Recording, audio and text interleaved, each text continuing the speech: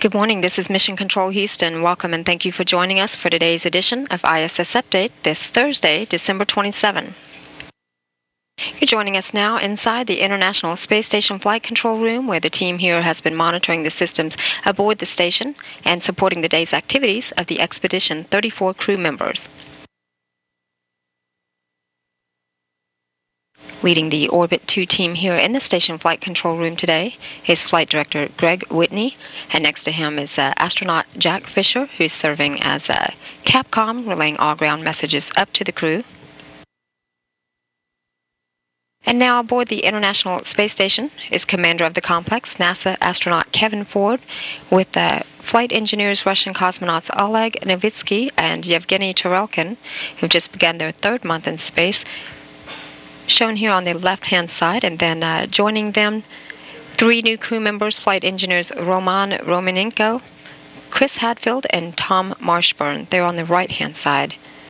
The newest crew members of Expedition 34, Romanenko, Hadfield, and Marshburn, arrived to the International Space Station last week on December 21st aboard their Soyuz TMA-07M spacecraft after docking it to the Rossviet module following their launch on December 19th.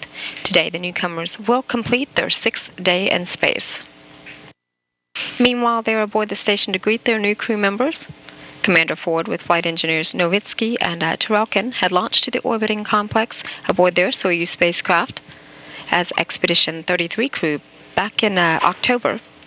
Their vehicle docked to the Poisk module of the space station 2 days after their launch on October 25th, and today they will complete 64 consecutive days in space. The space station with its crew aboard is flying now at an altitude of a little more than 260 statute miles. The orbiting facility is on a night pass on a southeast track, having come across the Indian Ocean, now making a pass across the west coast of Australia and over the Southern Ocean before making a northeast turn just south of New Zealand. The Expedition 34 crew members began their day with some time this morning for work prep, breakfast, morning hygiene, and a daily station inspection. The crew then kicked off the day with the first of 2 daily planning conferences with ground controllers around the world to review the day's activities and plan for the next set of tasks. Commander Ford began his morning working with a science experiment known as In Space 3 that looks at the changes of physical properties of colloids and fluids in response to magnetic fields. This research has possible technological application in structure design here on Earth, structures such as bridges and buildings to better withstand earthquake forces. Currently, Commander Ford and his crewmates, Novitsky, Tarelkin, Romanenko, Hadfield, and Marshburn, are participating in an onboard training session to review station's emergency hardware. The Expedition 34 crew will review the locations of equipment and positions of valves required in emergencies. The crew then will inspect each hatch throughout the orbiting complex in both the Russian and the U.S. segments, while ground teams review the crew interactions in an emergency.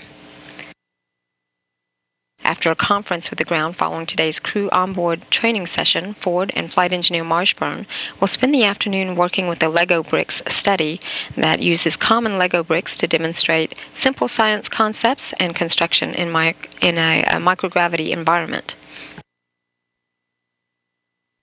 Earlier this morning, flight engineer Chris Hadfield had deployed small radiation bubble detectors at several locations across the station that may provide important data for accurate risk assessment of neutron radiation in space that could lead to advances to reduce astronauts' exposure to radiation during future missions.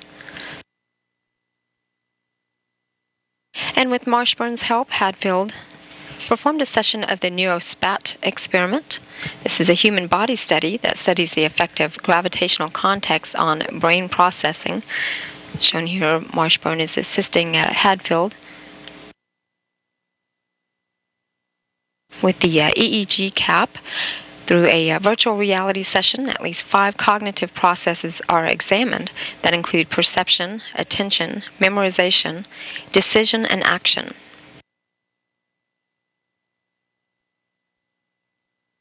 Meanwhile, on the Russian side of the house, Russian flight engineers Oleg Novitsky, Yevgeny Tarelkin, and Roman Romanenko divide their day between hardware inventory, maintenance, and several science experiments, including Matryoshka study that looks at the radiation environment dynamics of the space station.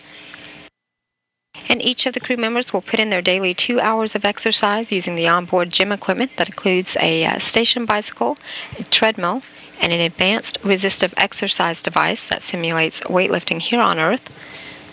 The crew will then wrap up their day with a final daily planning conference and is then scheduled to go to bed at 3:30 p.m. Central Time.